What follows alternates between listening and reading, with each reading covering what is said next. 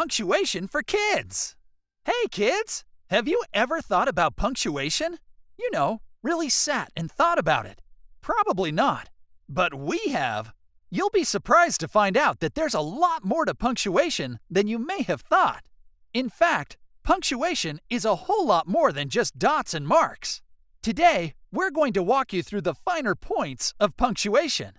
Let's start with the most obvious punctuation, when it ends a sentence. If you've ever read, anything, you'll see that all sentences end with either a period, a question mark, or an exclamation point. Whatever punctuation ends a sentence tells you a lot about how that sentence should be read and understood. The ending punctuation marks tell you to stop, but they also tell you if the sentence is a statement, a question, or if the words should be said with emotion. They also prevent run-on sentences. Let's start with our old friend, the period. That simple dot at the end of the last word of a sentence tells you a lot. It's used at the end of statements or commands to signal the thought is over. When you read or say a sentence with a period, it should be read with little emotion, as you're usually just imparting information. The dog chased the cat down the street. We are having pizza for dinner. Please make your bed. Close the door when you leave. Of course, that doesn't mean you should say it like a robot. That wouldn't sound right. Close the door when you leave. Then there's the question mark. You'll find this curvy-looking punctuation at the end of sentences when the author is seeking out information or is curious about something. Where is my coat? Do you think the snow will cause the school to be canceled today? What are we having for dinner tonight? Do you like this new shirt I'm wearing? Each of those sentences is seeking out information from the listener or reader, and they are said and read in a different way than sentences that end with a period. Then you've got the exclamation point. Yes! I love exclamation marks! Woohoo! These cool-looking punctuation marks are used when you want to express a lot of emotion in your sentence, such as, "Help me!" or "The game was amazing!" or "This is the best ice cream I've ever had!" Sometimes you can even use both a question mark and an exclamation point if you have a question to ask and you happen to be really angry or excited about it at the same time. Like, "Didn't I tell you to go to your room?" Or, "Can you believe it snowed 2 feet last night?" Okay, so now you know about punctuation that ends sentences. But what about punctuation that's found in the middle of sentences? There's a lot more to know about the marks, points, and dots that populate our world. We know what periods, question marks, and exclamation points mean, but what about commas, quotation marks, apostrophes, semicolons, colons, dashes, and parentheses? Here's a quick chart that explains what each of these is for. Commas are used to indicate a pause within a sentence, or if the author is listing things. Quotation marks indicate that the author is using someone else's words in a sentence or telling us what someone said. Quotation marks open at the beginning of the quote and at the end of the quote when the quote is done. Semicolons are used to separate two closely related clauses within a sentence.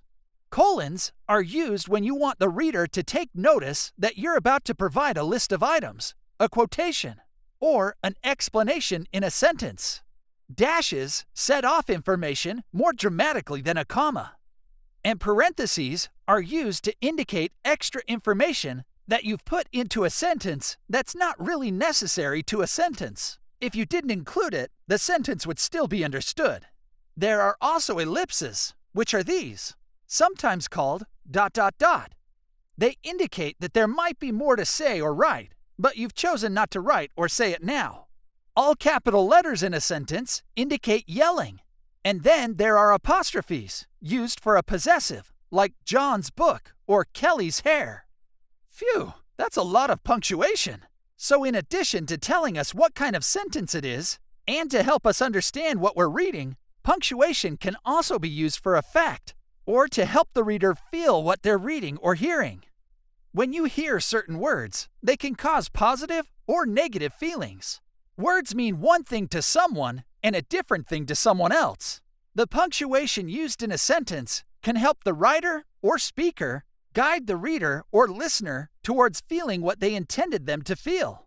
If you write or say, "Oh no, the dog got out," using a period to end the sentence, it might not make you take action or feel any emotion. But if you use exclamation points instead, "Oh no, the dog got out!" now you're more interested and engaged.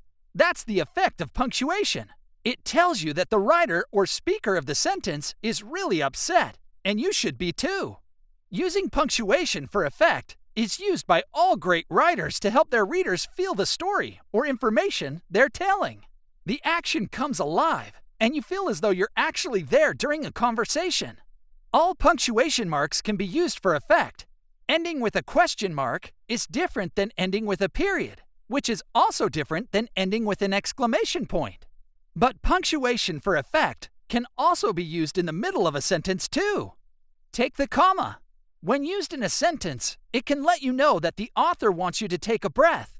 It can tell you to slow down, not stop, but slow down so you can really understand the conversation and the action taking place. Using commas instead of periods can also keep action moving, as opposed to making the action seem like it's stopping and starting. Here's a great example of the effect commas can have.